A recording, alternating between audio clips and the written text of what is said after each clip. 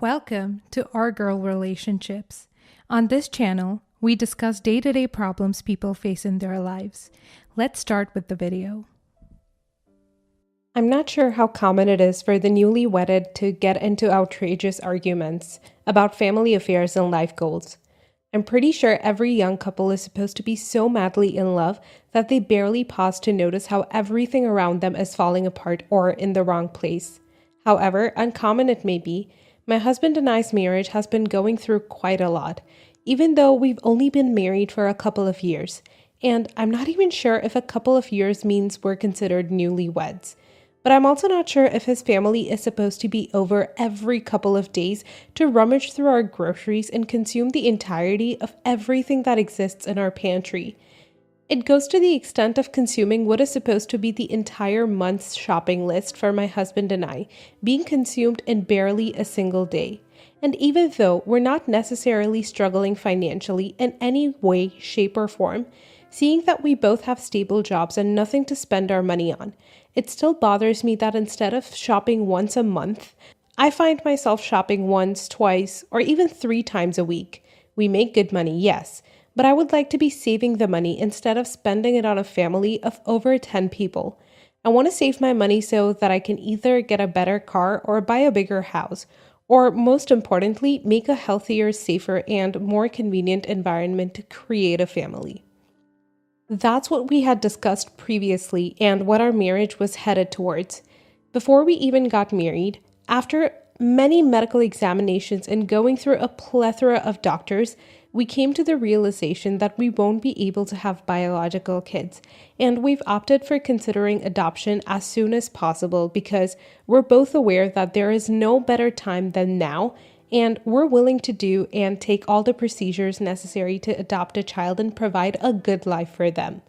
And again, at least that's what I thought we were headed towards and what we had discussed in the early months of this year, when his family members started dropping by our home as if it was theirs in a literal and consistent and non-stop sense, and it started taking a toll on our marriage. Our discussions about it changed from having a conservationist tone to an argumentative one. And by argumentative, I'm not saying that we had a discussion in which both of us gave our arguments. I'm saying that we had fights about it every time they came over. And that's very strange considering the fact that we're supposed to be in our madly in love phase. And the worst part is that now if I bring up the extreme spending and the fact that it's influencing our ability to adopt as soon as possible, my husband just throws me off and tells me to leave it to time or to handle whatever problems we have now before we consider having kids, when the only problem we have is his family. Whatever stupid arguments these are, they led to us not speaking 2, 3, 4 days at a time. He just absolutely ignores my existence in his life, even if I address him directly, which is extremely strange considering that our reasons of dispute aren't even that bad. When things got to this point, I suggested that we go see my therapist, who is also a marriage consultant. I had to suggest it to him knowing he was in a good mood because elsewise, I knew he would just throw me off again like he had always been doing about the adoption. When we talked to the therapist, she said that our arguments being as bad as they are is probably because both of us are presenting our arguments from a place of bias and blindsidedness. He is blindsided by his love and affection towards his family and adoration and inability to let go of the life he has now and accept change. And I, on the other hand, don't have the ability to get sentimentally attached to either familial atmospheres or current situations. And I guess the difference in the way we view things is leading to whatever arguments we're having, instead of them actually being that problematic, which makes sense. If you think about it objectively, she said that we should probably make an expectation list in which we list off things that we need to be doing, either regarding our marriage or either the way we interact with one another, and we should commit to it for an entire month before returning to her and discussing the results and the outcomes of this step with her. She told us not to contact her during the entire month, and however many times you have to start over, we have to do it, until we succeed at going about an entire month of adhering to each other's expectations list. She said it should clarify things and explain to one another the things we think should be different about the relationship and therefore show us a clearer path of what we need to do to make it work. That night, we sat in 2 different rooms and focused on creating our lists and including all of the things that we think should be incorporated into our relationships and interactions for the entire following month. His so happened to be a straight up just offensive. It was very strange and odd, and definitely not what a person who's in love would want from the person they're in love with. He requested that I don't speak to him in the morning until 10 a.m. and don't discuss any life matters or affairs after 10 p.m. He said that I don't have the right to tell his family what they can or can't do. Also, don't have the right to tell him when they can or can't come to our house, as it belongs to him and I, and he was just making decisions about how much we spend in it and what we do with it as if I'm not part of that hour. He suggested that I take out my own trash and take my car to the repair shop when it needs repairing or washing and handle all the things that I had placed on him as my husband. In a sense, what the therapist suggested ended up working because these requests clearly filtered something they displayed what he was looking for. He was looking for distance. He wanted me to talk less with him, interact less with his family, and take back the things I had let him manage as my spouse. I read that we should talk more about whether and when we would be having kids. I requested that we minimize the influence of external factors on our marriage, including my family and his combined. His were the entire opposite of what I was trying to do. I was trying to repair the relationship and fix whatever was wrong with it, and he was trying to distance himself and end whatever marital connection we have to one another. I told him that if he wasn't ready for marriage or if he regretted his decision to marry me, then he has every right to leave. Because storing problems and hiding behind these requests and shitty actions is only cowardly. He should speak up with an open chest and tell me what he wants to my face, or get the hell away from me and do what he always wanted to do and remain silent. I'm not sure if I was too harsh on him or if I was still awfully blindsided by my bias towards myself and what I think is right and fits. I feel like his list had just one goal, which was distancing himself from me and letting me know that he's not dependent on me, nor does he love me to bother envisioning something in the far future which includes me. I'm currently staying at my mother's place and I've been here a couple of days, and I have no intention of either calling him or going back home. If he wants me back, he's gonna call me or ask me to come back. And if he doesn't, I'm just gonna wait out till the end of the month and our appointment with the therapist and figure out with her and tell whether this marriage is repairable at all.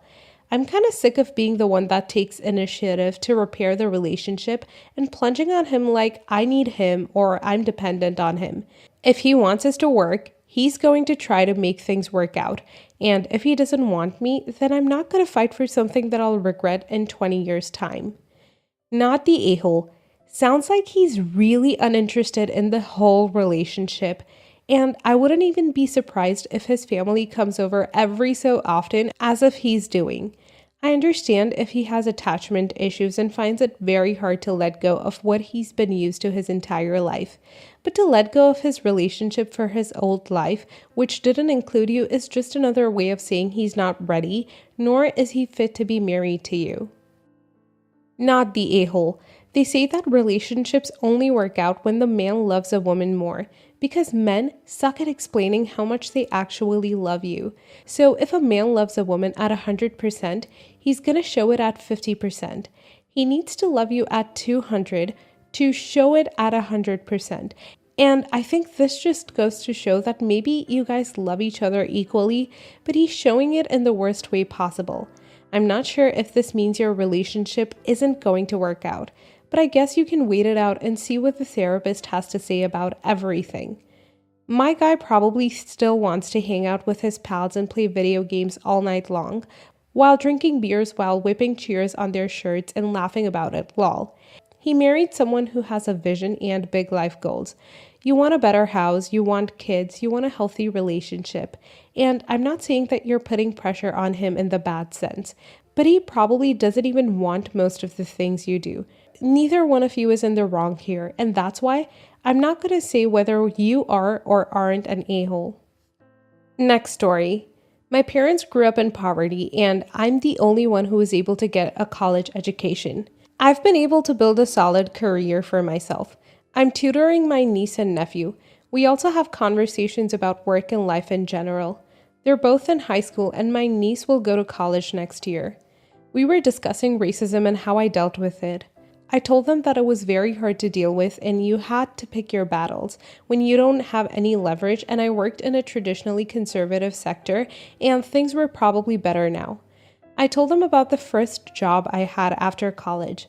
It was in a great company with a reputation which opened doors. I was one of 3 direct reports working under my boss, but he was less open with me while he was very open and helpful with his white subordinates. I had the best numbers, but I still got worse reviews than either of them. I thought it was my fault until one of the other subordinates told me that she has heard him crack a racist joke about me. I didn't do anything about it, and it was hard working under someone like that, but I still did great work, and I knew that I had to do better than my colleagues. It was a hard trade-off to make, as the 3 years I spent there set up the next 10 years of my career. I also talk about how the same person who told me about the racist boss and was sympathetic about it complained and called me a token hire when we were up for a promotion.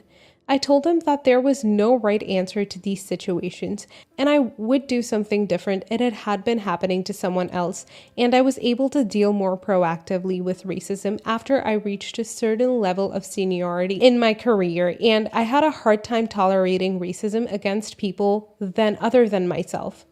I also told them about my time where my friend complained about racism and it got her boss fired.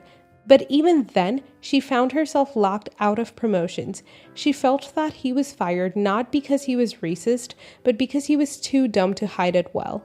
I also told them that having a white guy supporting these claims would really help be taken seriously. My wife overheard it, and she feels like I'm being too cynical and giving them cold and calculative advice, which would just blunt their optimism, and things were probably different now. I feel guilty because I wanted to be real about how things work in the corporate world and not give them advice that had worked for me, but I think I was overly cynical about it. Not the a-hole. I have had similar conversations with my daughters, albeit regarding different isms. Part of preparing young adults for real life is helping them understand reality. We each made decisions we thought were best for us at that time. Some were good, some were bad. It's not a bad thing to discuss with willing teenagers. I hope their world is better, but with the rise of outward racism these days, I'm only cautiously hopeful.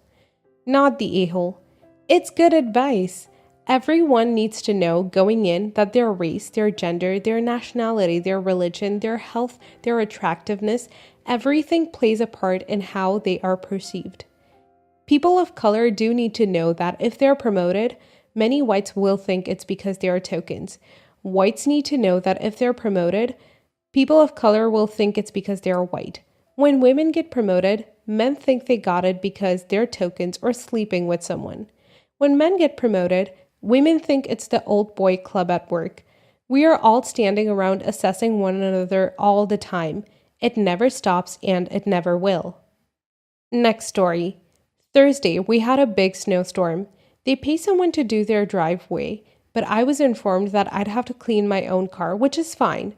Mother-in-law's husband went out to clean off his car and mother-in-law's. He dumped all of the snow onto mine and my husband's cars. So when we were out later, it was so heavy and hard to clean, and then we got witched at for getting too much snow in the driveway. Friday was their anniversary. They had plans but were napping before. I went into the room and threw some snow at them because I was mad. I know that was childish, but so was what he did to my car. Mother-in-law came downstairs later and cussed at me because she wanted to wear a particular skirt, which is pretty short, and she had a big red bump on her outer thigh area and said it was from the snow. She wasn't wearing pants when I threw the snow, but it looked literally impossible that the snow did that. Mother-in-law's husband laughed and told her that he told her it was a spider bite and snow couldn't do that. Mother-in-law just rolled her eyes. She wore a longer dress and they went out. She seemed happy the next morning when I saw her. Well, then I heard mother-in-law had told her parents and other family that I had ruined their anniversary by marking her leg, and she never gets to go out. That isn't totally true, but she has been working a lot due to a COVID surge in our area, and then she was sick for a while. Prior to that, she went out frequently. She whined that she didn't get to go out New Year's Eve because she got paged in, and I ruined her only time to wear that dumb skirt. I texted the group chat this exactly. Hi. I just wanted to clear up some misinformation about what mother-in-law's name said. I did throw a snowball at her. That was wrong of me. But her husband's name intentionally buried our cars in snow, and I just had to spend an hour cleaning the mess. The mark on her leg is from a spider bite, which you probably know she is allergic or whatever. And bug bites always get that large and red on her. I just didn't want people to be talking about me or my name to be slandered. Have a great weekend, everyone. Mother-in-law and her husband have been calling me a dramatic shit stirrer and accusing me of trying to make her look bad. So, what the F did mother-in-law have to do with any of this? Father-in-law buried your car under the snow, not her. You handle your frustration over the situation by throwing snow at them. While they're in bed, sleeping. What the F? Are you 10? This is one of the most ridiculous things I've ever read. You're the a-hole. You're the a-hole, yes. What your mother-in-law's husband did was pretty inconsiderate. But you took it to another level and acted with complete malice. And then tried to make yourself look better in a group chat by minimizing your actions. You don't know for certain that what happened to her leg was not a result of your malicious actions. Do better. Next story. I-20 female was talking to my uncle, 45-ish male, and my dad last night. My uncle was complaining that his house wasn't getting much interest when everyone told him that in this market it would sell fast. It's a really big house, 6 bedrooms and 4 full bathrooms, but it's in one of the poorest areas in the state. When you look up the area online, it's one of the highest priced houses. He said the real estate agent is going to try to advertise to a city about 45 miles away, but in a different state with really high prices. I told him that the addition he added onto it, 2 bedrooms and 2 bathrooms, made it too expensive for his neighborhood, and no one is going to pay that much to live there. He has 5 kids, so the addition made sense, but I don't think it added as much value as it cost. He told me that I didn't know what I was talking about and I shouldn't give my opinion on topics that I don't understand. He said that there is a house a mile away that sold for more than his asking price a few months ago. I stopped paying attention after that because I was upset at him just dismissing my opinion. You're the a-hole. You have an opinion and that's fine, but you don't have a background in realty nor home appraisal. You're mad he dismissed your opinion, but not every opinion is valuable or needed. Sometimes keeping your mouth shut is the correct course of action. Moreover, you're not doing any good by crapping on his hopes. You're just shitting on him. He already built the extension. Now he's trying to sell the house. What good does it do to tell him that it's not going to be able to? The realtor has a vested interest in the sale. If the price needs to go down, let them tell him. No a-holes here. You made some valid points, but he probably has some too. Building and buying houses is a super difficult topic, and it's a lot more than just this area is poor, so his house won't sell for a lot. There is a lot of things that still put people that are rather well off in poorer areas too. It's not about the area, but the quality of the house a lot as well. Some people stay within their hometown for pure sentiment. Others buy a second house to stay close to family. Others will just buy and rent property out. You don't mean anything bad, you're just concerned.